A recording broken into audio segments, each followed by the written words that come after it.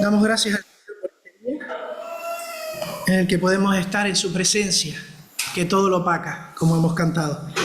Antes de empezar, vamos a poner la reunión en las manos del Señor. Señor y Padre, queremos darte gracias, Señor, en este día, porque tú has permitido, Padre, que estemos aquí reunidos. Gracias porque podemos tener una Biblia en nuestras manos, porque podemos adorarte en esta mañana, en este lugar con las puertas abiertas, Señor. Señor, te rogamos que tú seas el centro, Señor, que tú te hagas manifiesto, Señor, en medio de nosotros, que recibas con agrado las ofrendas, Señor, que traemos de corazón, Señor, para ti, Padre. Gracias, Señor, porque tú has hecho un pueblo, Señor, una herencia, Padre, para ti. Estamos agradecidos porque tú nos has recibido en ese pueblo, en esa familia tuya, Señor, siendo enemigos tuyos. Gracias, Padre, por la bendición que supone para nosotros. Te pedimos que tú estés en todo lo que hagamos en esta mañana y te damos las gracias en el nombre del Señor Jesús. Amén. Amén. Bueno, pues con la ayuda del Señor, en esta mañana me gustaría continuar con el estudio que llevamos pues algunos meses viendo acerca de un creyente conforme al corazón de Dios. Es un tema que abarca la ética cristiana, el comportamiento, la conducta, lo que tenemos que hacer una vez nosotros hemos dado el paso de entregar nuestra vida al Señor Jesús. Ahí no queda el creyente estancado y parado. Después, no solo es nuestro Señor, no es nuestro Salvador, sino que también es nuestro Señor, y por lo tanto tendremos que vivir una vida acorde a lo que Él nos pide. Por lo tanto, un creyente conforme al corazón de Dios es lo que todos deseamos o deberíamos desear. El texto de Hechos capítulo 13, versículo 22, lo vamos a recordar. Vamos a hacer un pequeño recordatorio para llegar al momento en el que nos encontramos ahora. Hechos capítulo 13, versículo 22, es el que hace referencia al creyente conforme al corazón de Dios. De allí nos dice: quitado este, y se refiere al rey Saúl, que fue quitado por Dios, les levantó por rey a David, de quien dio también testimonio diciendo: he hallado a David, hijo de Isaí, varón conforme a mi corazón, quien hará todo lo que yo quiero. Y la idea era que nosotros, donde pone David, pusiéramos nuestro nombre, y ese es el reto que tenemos por delante. Pero miren, muchas veces el primer obstáculo es identificar el perfil que Dios quiere. ¿Cómo será ese hombre, esa mujer conforme al corazón de Dios? ¿Cómo será? Y veíamos que el mismo versículo, si lo tenemos delante, nos dice, es muy simple de leer y muy difícil de cumplir. Dice el versículo: quitado este, les levantó por rey a David, de quien dio también testimonio diciendo: he hallado a David, hijo de Isaí, varón conforme a mi corazón. Y ahora dice de David: quien hará todo lo que yo quiero. Y qué difícil es hacer todo lo que Dios quiere en nuestras vidas. Porque, hermanos, no podemos ser creyentes y hacer nuestra vida. No podemos ser creyentes y vivir al margen de la voluntad de Dios, o elegir a dedo la parte que sí queremos de la voluntad de Dios. Pero esta otra parte que no me conviene, que no me interesa, esa no la voy a hacer. Nuestro Dios es un Dios celoso y quiere que todo el corazón sea suyo, todo su propósito en nosotros. Debemos estar con Dios en una intimidad completa para llegar a alcanzar esta realidad, para que Él nos guíe en nuestras decisiones. Porque miren, todo esto pasa para todo creyente porque es nueva criatura, dice la palabra, como veremos hoy. Al ser nueva criatura, las cosas viejas, lo que antes nos movía a actuar, lo que antes nos hacía levantarnos, ya eso pasó. Y ahora son cosas nuevas las que nos motivan, las que nos mueven, porque somos nueva criatura en Cristo. Así que ahora el Señor nos dice: quiero que trabajes para mi reino, quiero que tengas una función para mi reino. Y como hemos visto, esa función sería, en primer lugar, al tener una nueva identidad, siendo hijos de Dios, ser mayordomos, que es lo que hemos visto en las veces anteriores. Pero también quiero que tengas un nuevo propósito, es decir, ahora vas a reconciliar, ahora tú tienes que reconciliar. Así que somos ministros o embajadores de Jesucristo. Y en tercer lugar, si Dios quiere, en un futuro, podríamos ver que ahora estamos en una nueva familia como hermanos y siervos en la iglesia unos de otros, para hacer visible esa hermandad. ¿Qué veíamos? En el tema 1, que ya lo hemos terminado, y hoy empezaríamos el 2, en esa nueva identidad, hijos de Dios, mayordomos. Pues miren, empezábamos hablando de quién es un mayordomo, qué es un mayordomo, quién puede ser un mayordomo. Y hablábamos de esa nueva criatura que Dios nos hace mayordomos, una vez que hemos creído en Él, en el Señor Jesucristo. En segundo lugar, veíamos que hay cuestiones incompatibles con la mayordomía, con lo que nosotros tenemos que hacer. Hay cosas que no son válidas y que no se pueden hacer a la vez si tenemos el objetivo de ser fieles mayordomos. Y decíamos que la mayordomía es incompatible con el propio protagonismo. Ya nosotros no somos los protagonistas como en la vida pasada, ahora el protagonista es Dios y nosotros le servimos. En segundo lugar, es un servicio exclusivo. No podemos tener varios señores, tenemos que tener un solo Señor. En tercer lugar, hablábamos de la paradoja de la servidumbre, pero en libertad. Y muchas personas nos dicen, pero tú eres cristiano y te sientes libre si estás todos los domingos entre cuatro paredes. Y nosotros decíamos que somos siervos por amor a aquel que nos compró por su sangre, que no escatimó nada por nosotros. Por lo tanto, somos libres en esta verdad y no somos esclavos del mundo. Pero es una paradoja que muchas veces, a primeras, pues puede chocar a la gente. Y todo esto nos lleva a ser conscientes del precio. Si nosotros le damos valor o no a nuestra mayordomía es porque entendemos lo que ha costado. Porque entendemos que el Hijo de Dios vino a este mundo a morir por ti y por mí. Y entonces yo entiendo la necesidad de que sea un buen mayordomo por el valor del Hijo de Dios, no mi valor. Porque Él utiliza un vaso roto, sucio, y lo hace nuevo para su servicio, un instrumento. Conscientes del precio. Y finalmente hablábamos de qué aspectos tendremos nosotros que administrar como mayordomos. Y siempre se nos viene a la mente la idea de administrar bienes económicos, bienes materiales, pero la administración del mayordomo de Dios va mucho más allá, muchísimo más allá. Nosotros mismos somos de Dios, todo lo que tenemos es de Dios y para Dios. Entonces nuestra familia, la iglesia de Dios, la sociedad, todo tiene que ser con los ojos de Dios administrados, como veremos hoy, como embajadores, como una persona que representa a otra y está aquí en virtud de esa persona y por ese motivo.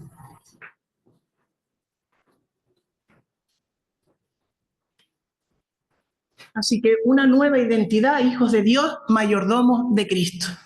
Pues con la ayuda del Señor vamos a empezar el segundo tema, un nuevo propósito, reconciliar. Somos ministros de Jesucristo. Vamos a abrir ahora nuestras Biblias y vamos a usar como texto clave 2 Corintios capítulo 5. 2 Corintios capítulo 5, los versículos que van del 14 al 21. Y dice, porque el amor de Cristo nos constriñe pensando esto, que si uno murió por todos, luego todos murieron. Y por todos murió para que los que viven, fíjense esta parte, lo que dice, para que los que viven ya no vivan para sí, sino para aquel que murió y resucitó por ellos. De manera que nosotros de aquí en adelante a nadie conocemos según la carne, y aún así a Cristo conocimos según la carne, ya no lo conocemos así. Versículo 17, de modo que si alguno está en Cristo, nueva criatura es, las cosas viejas pasaron, he aquí todas son hechas nuevas. Y todo esto proviene de Dios, quien nos reconcilió consigo mismo por Cristo y nos dio el ministerio de la reconciliación. Que Dios estaba en Cristo reconciliando consigo al mundo, no tomándoles en cuenta a los hombres sus pecados, y nos encargó a nosotros la palabra de la reconciliación. Así que somos embajadores en nombre de Cristo. Como si Dios rogase por medio de nosotros, os rogamos en nombre de Cristo, reconciliaos con Dios. Al que no conoció pecado, por nosotros lo hizo pecado, para que nosotros fuésemos hechos justicia de Dios en él. Que el Señor bendiga su palabra. Vamos a ver la estructura, hermanos, muy sencilla, con la ayuda del Señor, a ver si podemos abarcarla en esta mañana. Vamos a hacer una introducción a este texto, pero nos vamos a centrar en dos puntos. En primer lugar, que somos embajadores y ministros en nombre de Cristo. ¿Y esto qué significará? En la práctica, no en la teoría. ¿Tendrá que ver con lo que entendemos hoy en día como un ministro, como un embajador? En segundo lugar, ¿qué misión tenemos directa de Dios estando aquí en la tierra? El ministerio de la reconciliación. Y se hace necesario empezar hablando de lo que significa un ministro. La palabra ministro tiene varias acepciones. Nos vamos a quedar con tres porque la palabra está muy desvirtuada, porque si nosotros pensamos en un ministro de nuestros días, nada tiene que ver, tristemente, con lo que debería ser un ministro del reino de Dios. Así que vamos a quitar de nuestra mente lo que tengamos sobre un ministro y vamos a centrarnos en lo que dice la palabra. La segunda acepción dice: es una persona que ejerce algún oficio, un empleo o un ministerio. Es lógico. El ministro ejerce un ministerio, una acción, un empleo o un oficio. La tercera dice: es un agente diplomático con un rango determinado. Es una persona que tiene un cargo y que por lo tanto tiene que hacer algo. Y la acepción número 6 dice: persona que va comisionada o enviada por otra. Una persona delegada en un lugar con una misión. Algunos sinónimos de ministro, pues tenemos una persona que puede ser una representante, un delegado, un enviado. Así vamos entendiendo el concepto que seguramente ya teníamos claro. Pero miren, el diccionario bíblico nos dice una cosa importante, y es que el ministro no va a ser mayor que el que lo envía, puesto que el ministro viene derivado de minor, que significa menor, y en contraposición el mayor, el magis, es el que lo manda. Así que nosotros, de esta manera, estamos subordinados a Dios, que es el que nos manda a hacer la tarea. Somos empleados, por así decirlo, ¿verdad?, de Dios. Pero miren, vamos a profundizar más acerca de la palabra ministro, porque la Biblia emplea esta palabra en multitud de ocasiones y de diversas maneras. De tal manera que Dios hace ministro todo lo que quiere y a todo el que quiere. Vamos a ver algunos. Por ejemplo, podemos ver que en la Biblia se utiliza ministros para sacerdotes y levitas. Vamos a leerlo, en este caso en Isaías 61:6.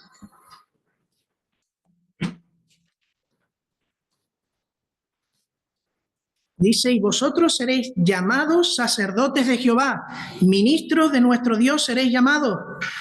Comeréis las riquezas de las naciones y con su gloria seréis sublimes.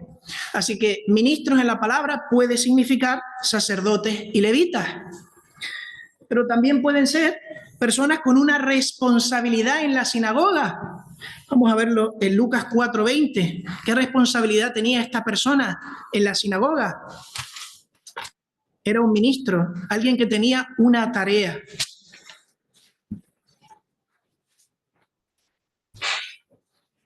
Y dice, y comenzó, y enrollando el libro, lo dio al ministro y se sentó. Y los ojos de todos en la sinagoga estaban fijos en él, hablando del Señor Jesús. Había una persona encargada de recoger el libro, de enrollarlo, de cuidarlo, de almacenarlo. Una persona que tiene una tarea.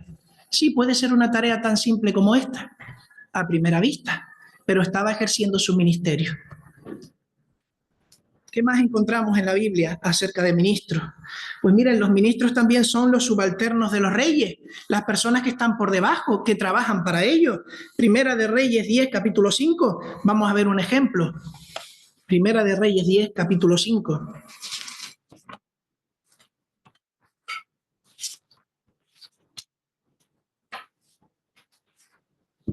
Asimismo, la comida de su mesa, las habitaciones de sus oficiales, el estado y los vestidos de los que le servían, sus maestrasalas y sus holocaustos que ofrecía en la casa de Jehová, se quedó asombrada, y está hablando de la reina de Sabá cuando va a visitar a Salomón, viendo tal cantidad de personas a su servicio, tan bien organizadas. Y aquí se hace mención del maestresala, que es una palabra que ya no se utiliza hoy, o por lo menos no es habitual.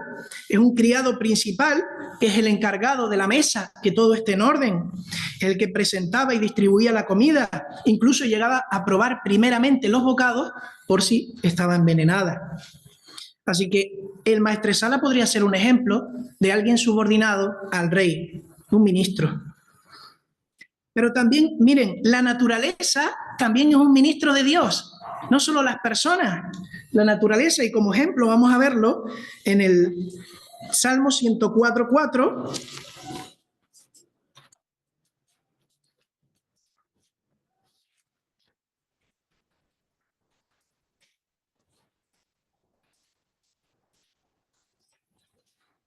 Dice: el que hace a los vientos sus mensajeros y a las flamas de fuego sus ministros.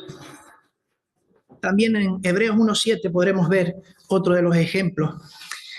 Seguimos: aquel que sirve o asiste al otro, y ya lo dijo el Señor Jesús en Mateo 20:26, aquel que sirve.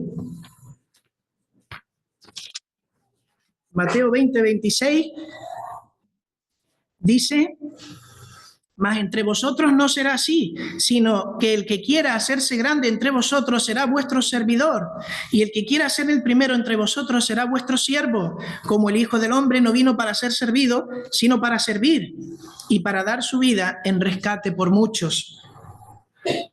Tenemos muchos ejemplos en este sentido, y me acordaba del joven Josué, era ministro de Moisés. En Éxodo 24:13 o en Éxodo 33:11 podemos ver incluso la palabra ministro relacionada con Josué sirviendo a Moisés. Y hay muchos más. Y me gustaría terminar con otros de los ministros conocidos, los propios ángeles. En Daniel 7:10 podemos ver que los ángeles son ministros de Dios. Daniel 7:10 dice así la palabra del Señor: un río de fuego procedía y salía de delante de él. Y ahora está hablando de los ángeles. Millares de millares le servían y millones de millones asistían delante de él. Así que ¿cuántos ministros tiene el Señor? Y si nos vamos a Hebreos capítulo 1:13, nos va a hablar directamente de los ángeles como ministros del Señor. Hebreos capítulo 1, versículos 13 y 14.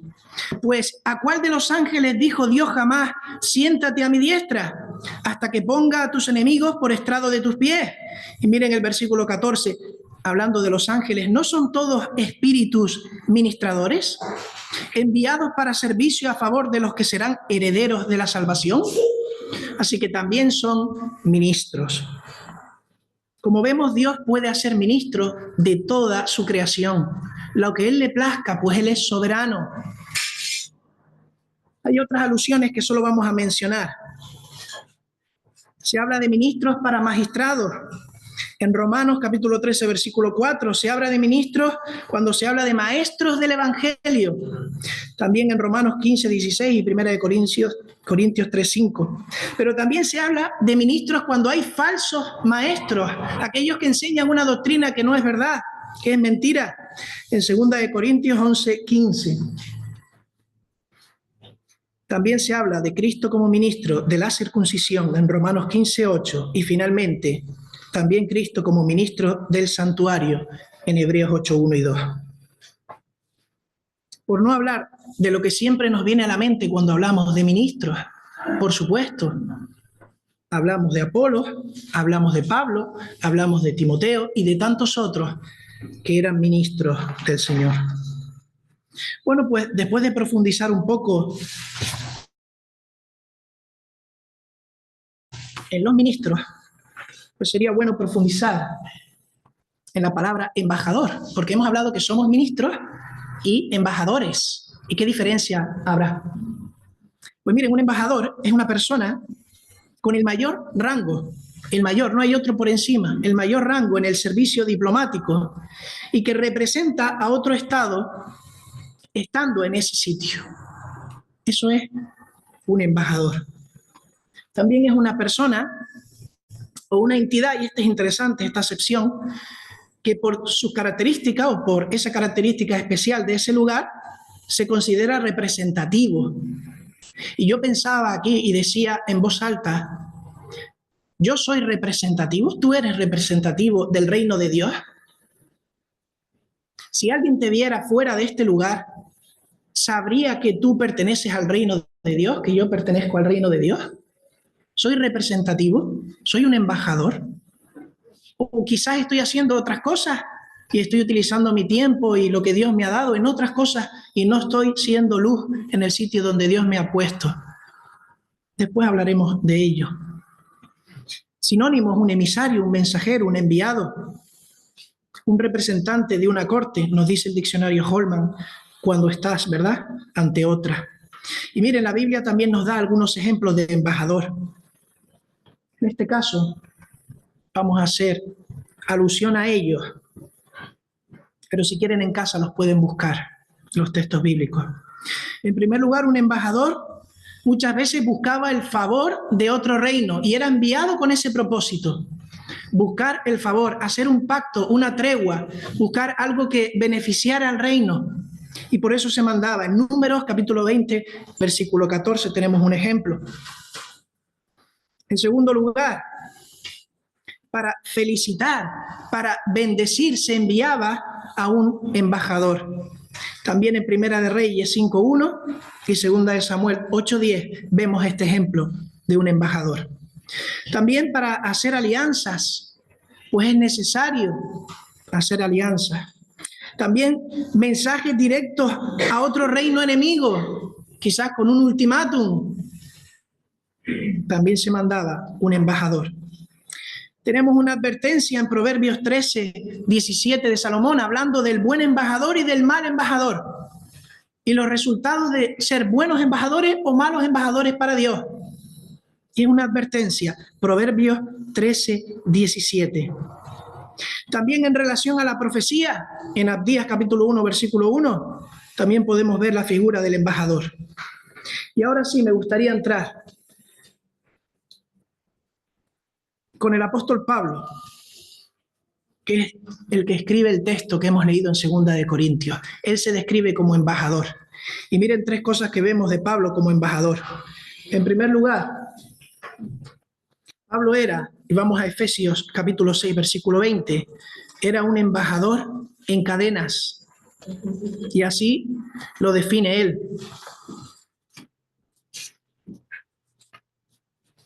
Efesios capítulo 6, versículo 20. Dice, y está hablando del evangelio, por el cual, por ese evangelio, soy embajador en cadenas, que con denuedo hable de él como debo hablar. Que no decaiga por estar en cadenas, que siga siendo buen embajador. Pero también él se define, como hemos leído en el versículo 20, como, y lo tiene claro, de quién era el embajador. Vamos a Segunda de Corintios, nuestro texto, ya lo podemos dejar abierto. Segunda de Corintios, capítulo 5 y versículo 20. Dice, así que somos embajadores, y dice ahora, en nombre de Cristo. Somos embajadores en nombre de Cristo. No de otra persona, no de otro ser, no de otra cosa. Somos embajadores en nombre de Cristo. Os rogamos en nombre de Cristo. Y Filemón capítulo 1, versículo 9, nos va a decir que también va a ser un embajador prisionero. Dice, por lo cual, aunque tengo mucha libertad en Cristo, versículo 8 estamos leyendo, para mandarte lo que conviene, más bien te ruego por amor, siendo como soy Pablo ya anciano y ahora además prisionero de Jesucristo. Es decir, que Pablo Era un embajador en cadenas, un embajador para Cristo y un embajador en prisiones. Qué desalentador. Eso es lo que significa ser embajador para Cristo. Pues tenemos que hacernos esa pregunta. Vamos a seguir con la contextualización de Pablo como embajador. Y para eso tenemos que decir y diferenciar en un primer momento que el llamado de Pablo no va a ser igual a nuestro llamado. El llamado de Pablo no fue el mismo que el llamado que nosotros tenemos, y eso hay que diferenciarlo, y más en nuestros días, porque Pablo es llamado apóstol a los gentiles, y les decimos hoy que no hay más apóstoles que los que aparecen en la palabra de Dios, porque hay confusión, y hoy en día muchos se proclaman apóstoles, pero solo los apóstoles que aparecen en la palabra de Dios son los que existen según la Biblia. Así que Pablo es un embajador en mayúsculas. En Hechos capítulo 9 vamos a ver la conversión y la encomendación de Saulo. Y allí empieza el capítulo 9 de Hechos diciendo que Saulo tiene unas cartas del sumo sacerdote selladas para ir a buscar y apresar a los creyentes en Damasco. ¿Y cómo es posible que este hombre salga con esas intenciones? Pero luego nos dice más adelante que está en Damasco predicando el Evangelio. Aquel que salió a perseguir, a castigar, en medio del camino tuvo un encuentro con el Señor Jesús, directo, el cual le dijo: Saulo, ¿por qué me persigues?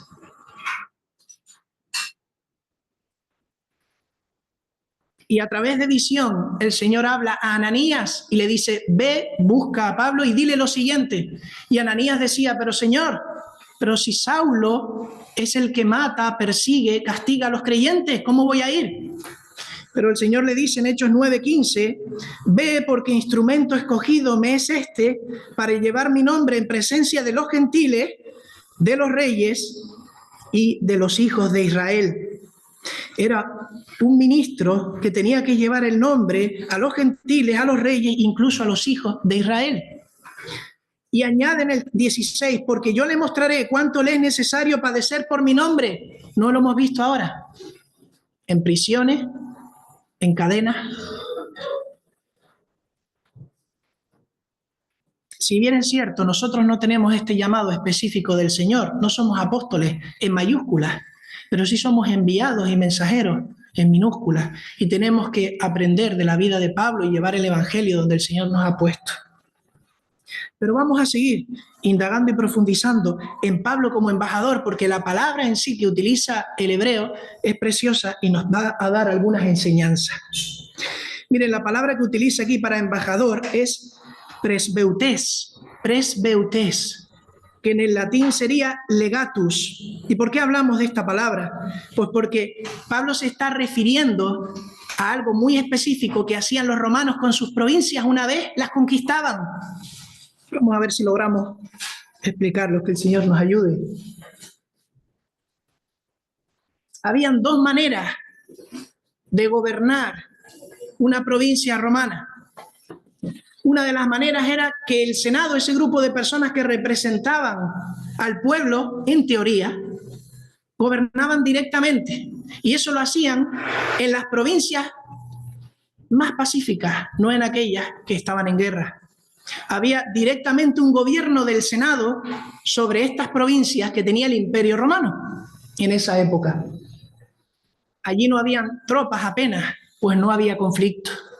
Así que el Senado era quien gobernaba esas provincias. Pero había otro tipo de provincias, que eran unas provincias gobernadas directamente por el emperador. Tenían el control directo del emperador. Y eran las provincias más problemáticas, más rebeldes, donde allí sí había un número importante de soldados imperiales. ¿Qué pasaba? Se podía distribuir un solo hombre, que era el emperador, por todas esas provincias para gobernar. Desde luego que no. Tenía que mandar a una persona en su representación, un embajador, o lo que es lo mismo, un presbeutés, una persona que hiciera lo que tenía que hacer el emperador allí. Pues esto es una de las maneras en las que Pablo se está dirigiendo a la iglesia en Corinto. Él se veía como esta persona encargada directamente por el emperador para estar donde tenía que estar y cuidar sus intereses, no los suyos, los del emperador, los de Dios. Pero podemos entrar todavía más en esta palabra, presbeutes o legatus, y todavía tiene un segundo significado más profundo que podemos asociar. ¿Se acuerdan de esas provincias donde estaba el Senado? Y ejercía el Senado, pues el Senado tenía más funciones todavía. Y una de las funciones que tenía el Senado era que cuando después de una guerra, que eran campañas verdaderamente largas y duras, se conquistaba un territorio, se doblegaba al enemigo, el Senado tenía mucha importancia. ¿En qué sentido? En que tenía ahora que hacer una provincia adaptada al modelo de Roma, pero había que negociar y se daban unas condiciones. Y en esa nueva provincia había que hablar de una nueva constitución.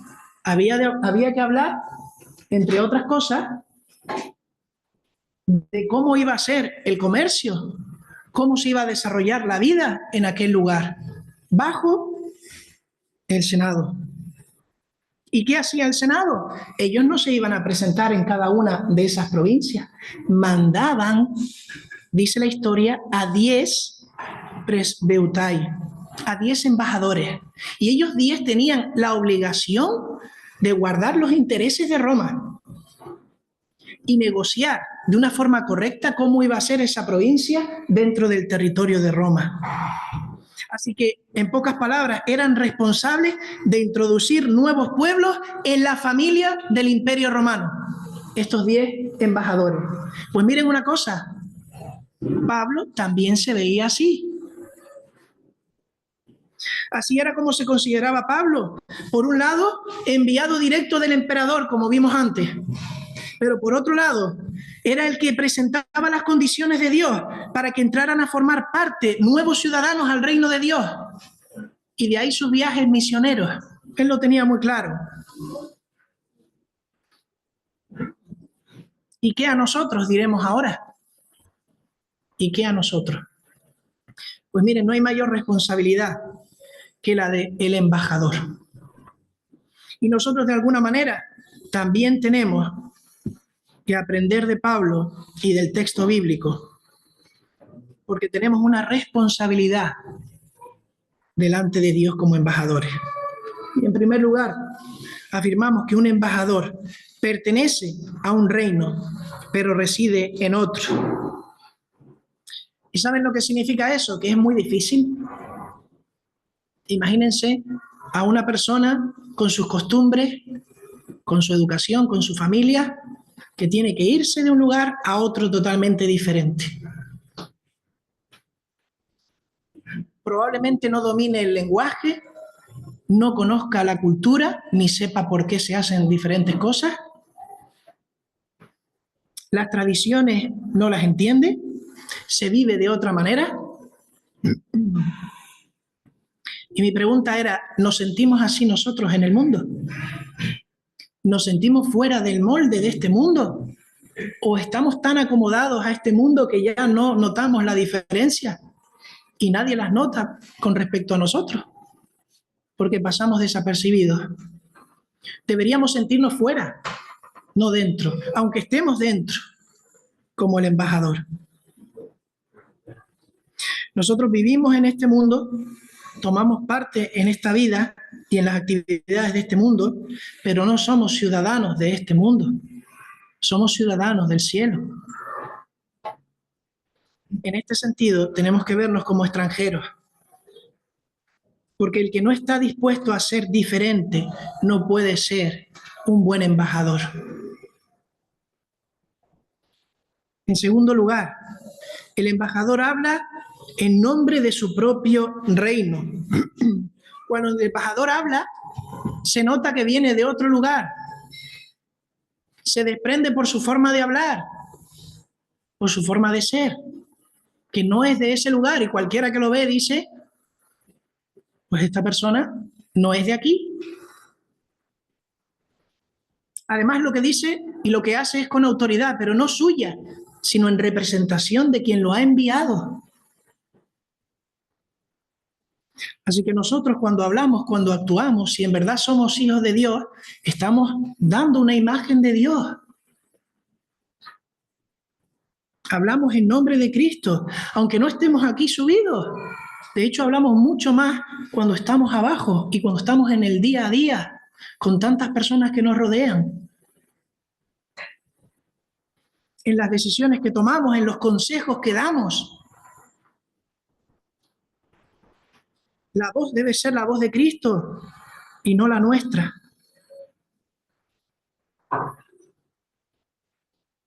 En tercer lugar, el honor de un reino está en manos del embajador. Y aquí con tristeza tenemos que decir que cuántos embajadores han deshonrado al reino y al rey. Y aún hoy en nuestros días más. Porque no tienen respeto, porque no conocen. En 2 Corintios 5, el versículo 11, miren lo que dice Pablo, no lo hemos leído, pero unos versículos antes, él dice, conociendo pues el temor del Señor, persuadimos a los hombres. Él empieza diciendo, conociendo pues el temor del Señor, y falta temor del Señor, porque si no, no haríamos muchas veces lo que hacemos, ni diríamos lo que decimos. Pero conociendo el temor del Señor, persuadimos a los hombres.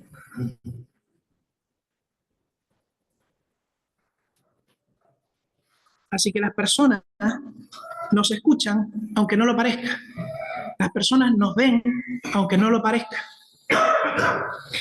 Y sopesan y juzgan.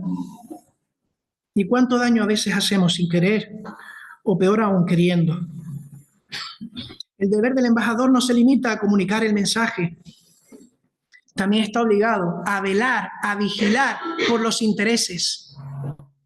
Y eso nos dice que más allá de las necesidades o lo que yo pretendo hacer en el nombre del Señor, el Señor me dice que haga mucho más de lo que yo quiero. El Señor me dice que vigile, que ayude, que edifique donde yo estoy y que cubra las necesidades. Muchas veces hay necesidades que no queremos cubrir, pero el Señor nos dice, esto es lo que hay que hacer. Pero estamos esperando que surja la necesidad que yo quiero hacer.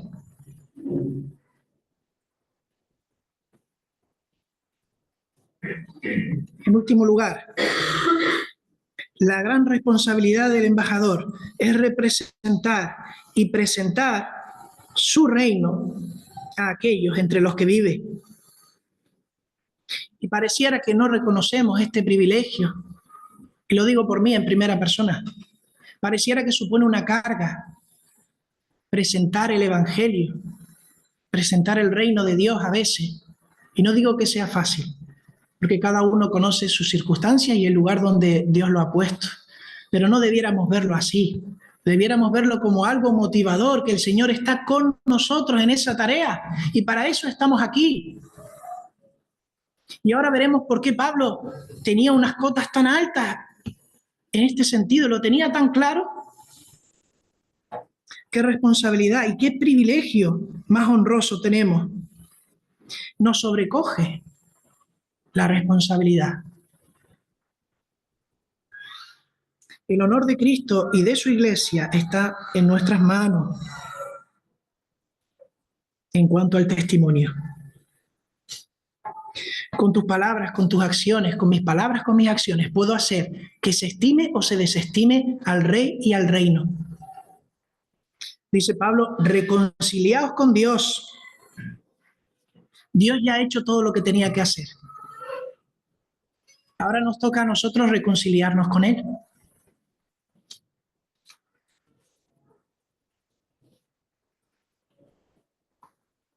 Vamos a entrar ahora en el segundo punto. Hablábamos de ministros, embajadores de Cristo, pero un ministro y un embajador tienen una misión, como hemos dicho. Un ministro y un embajador tienen que hacer algo. Y nosotros como creyentes, el Señor nos ha dado una nueva vida para hacer algo.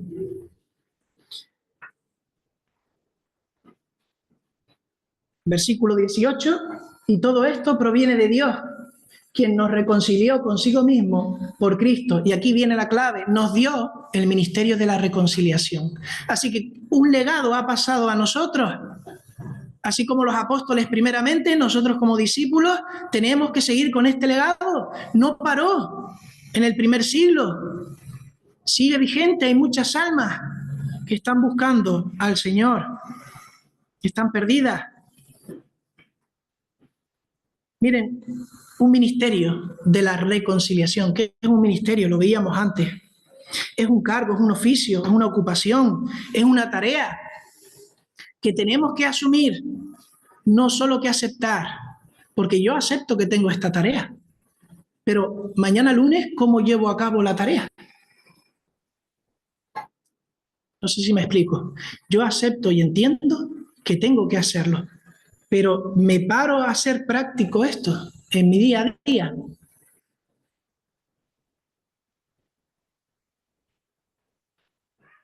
Oro delante del Señor por las personas que tengo alrededor. Le pido que me facilite el camino, que lo allane para que pueda hablar con ellos.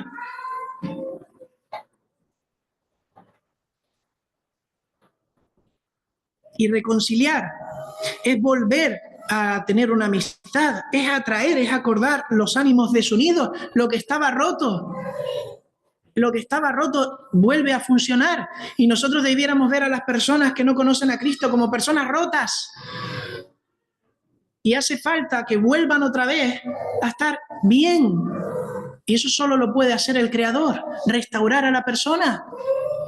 Y me acordaba de aquella fábula y de aquella historia de los juguetes que estaban rotos y aquel fabricante tiene el deseo de restaurarlos, los ama, tiene el deseo de que vuelvan a ser funcionales y saben que él es fabricante y puede tirar esos juguetes y hacer unos nuevos, incluso mejores, pero le tiene tanto cariño a esos juguetes que quiere restaurarlos, pero esos juguetes no quieren.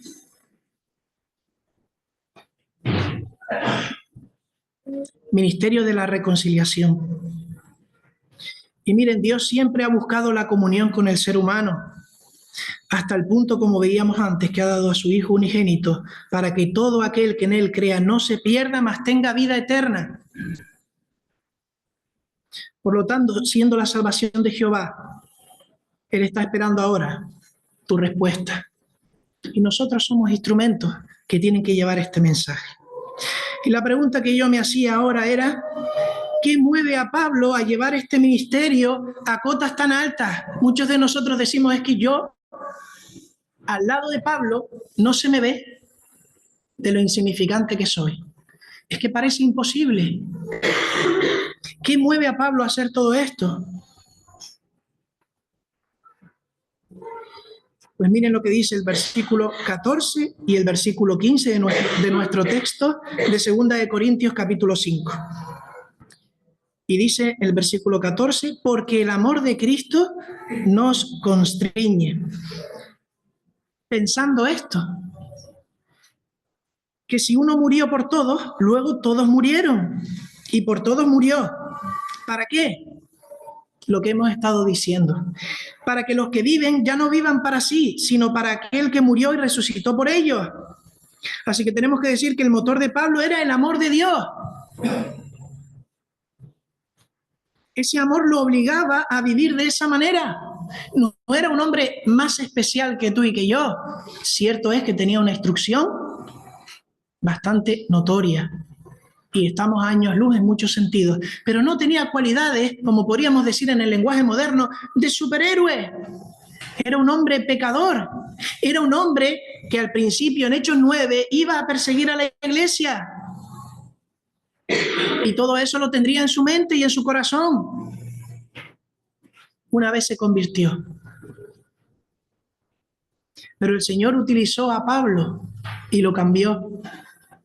Y ahora el amor que él veía reflejado de Dios en él y cómo lo había cambiado es lo que le mueve, no hay otra cosa.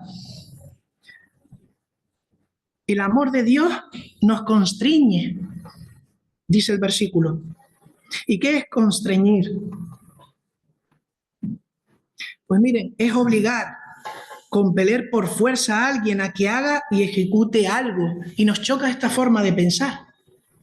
A priori parece que es algo que no es natural, que no es bueno. ¿Cómo me van a obligar por la fuerza a hacer algo? Pero ese no es el sentido. Miren, el sentido es el que nos dicen algunos comentaristas. Por ejemplo, Riri dice que el amor de Cristo nos sujeta, nos mantiene, nos guarda dentro de unos límites, de unos márgenes que son buenos para nosotros. Y la ilustración que me venía a la mente era la de las ovejas.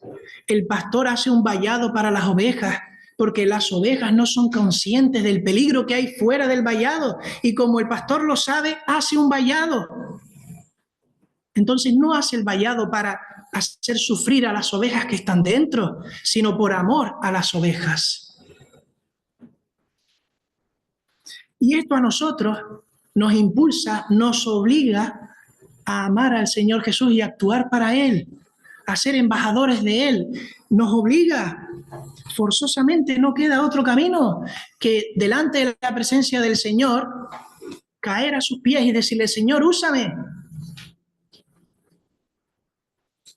Dice Calvino, el conocimiento, conocer, este amor, debería restringir nuestros afectos, debería dar más prioridad a dónde ponemos nosotros nuestro corazón.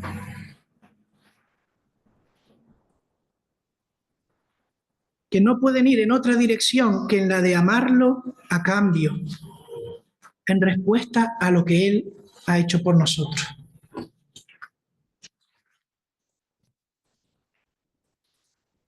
Vamos a entrar en el último punto. Pero miren, el rey nos envía. Somos embajadores y el rey nos envía. El llamado lo hace el propio Señor Jesús y el llamado es para expandir el reino. Miren lo que dice Mateo 28, 16 al 20. Y Jesús se acercó y les habló diciendo: toda potestad me es dada en el cielo y en la tierra. Por tanto, id y haced discípulos a todas las naciones, bautizándolos en el nombre del Padre y del Hijo y del Espíritu Santo, enseñándoles que guarden todas las cosas que os he mandado. Y he aquí, yo estoy con vosotros todos los días hasta el fin del mundo. Amén. El llamado, la comisión del Rey sigue vigente y estas palabras son también para nosotras, para nosotros. Cada ciudadano del reino es embajador y debe preocuparse por traer almas al reino de Dios. Y me preguntaba a mí mismo, ¿cuándo fue la última vez que hablaste con alguien en privado acerca de Dios? ¿Cuándo fue la última vez que hiciste tu función de embajador? Quizás hace unos días, quizás hace semanas, meses, años. Cada uno sabe delante del Señor. Pero la invitación es despertarnos y decir: yo estoy aquí por una razón y daré cuentas al Señor un día. Y es un honor y no una carga hacerlo. A pesar de ser embajador o llegar a los términos de Pablo, en prisiones, encadenado, pero embajador de Cristo. Y miren, ya para terminar, Hechos 1:8. Seguimos con esta misma idea de que el Señor nos llama a expandir su reino. Dice: pero recibiréis poder cuando haya venido sobre vosotros el Espíritu Santo en Pentecostés. Y me seréis testigos en Jerusalén, en toda Judea, en Samaria y hasta lo último de la tierra. Y de aquí podemos sacar algunas lecciones importantes. Me seréis testigos en Jerusalén, donde estaban ellos, en Judea, en Samaria y hasta lo último de la tierra. Yo no sé si aquí hay hermanos y hermanas que están destinados por el Señor a estar en nuestra Jerusalén, en Judea, en Samaria o hasta lo último de la tierra. Pero probablemente haya algo de cada una de estas cosas. Y probablemente el freno eres tú o soy yo. Pero el Señor nos manda a expandir su reino. Y hay que empezar por hacerlo en nuestra Jerusalén, en el entorno donde nosotros estamos, en las personas que tenemos a nuestro alrededor. Y miren, Hechos capítulo 1, versículo 8, y aquí me acordaba de los Antonios y del método que ellos utilizaban para memorizar la Biblia. Yo creo que dejó huella entre nosotros. Pues a veces inconscientemente busco maneras de relacionar versículos y espero que este también les sirva a ustedes. Hechos capítulo 1, versículo 8 se cumple en Hechos capítulo 8, versículo 1.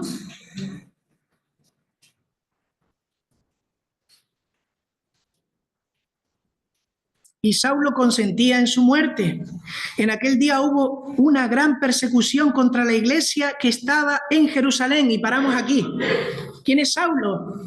Saulo es el apóstol Pablo. Antes de ese viaje a Damasco, donde el Señor iba a cambiar su vida, consentía en la muerte. ¿De quién? De Esteban.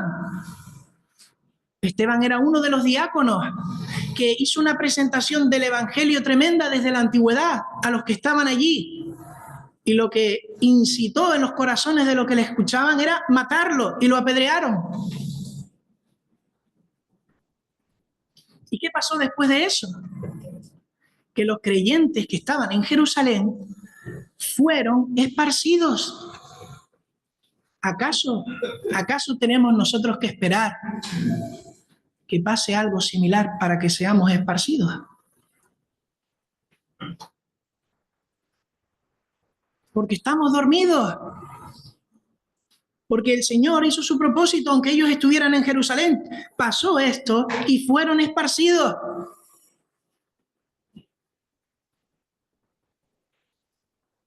En aquel día hubo una gran persecución contra la iglesia y eso fue lo que movió que salieran. ¿Acaso tenemos que esperar que haya persecución aquí para hacer la obra del Señor? Fueron todos esparcidos y no es casualidad el orden, desde Jerusalén a Judea y a Samaria. Al final se cumplió lo que el Señor les dijo. Hubo una sacudida que el Señor produjo para que pasara. A veces no entendemos muchas cosas, pero con el paso del tiempo vemos la mano del Señor y los propósitos de Él. Y por eso me pasó esto, porque el Señor quería hacer esto conmigo. Y a veces a la fuerza, porque estas personas salieron huyendo.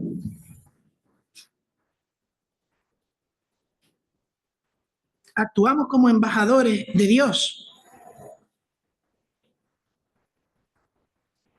Actuamos como embajadores de Dios.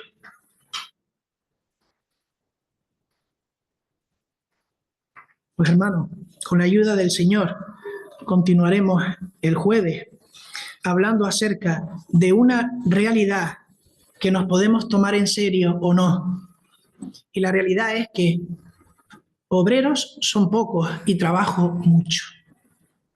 Pues que el Señor nos ayude, nos estimule, nos anime, nos exhorte a trabajar para su reino como embajadores, a salir pensando en qué voy a hacer esta semana para el Señor. ¿Qué personas tengo en mente?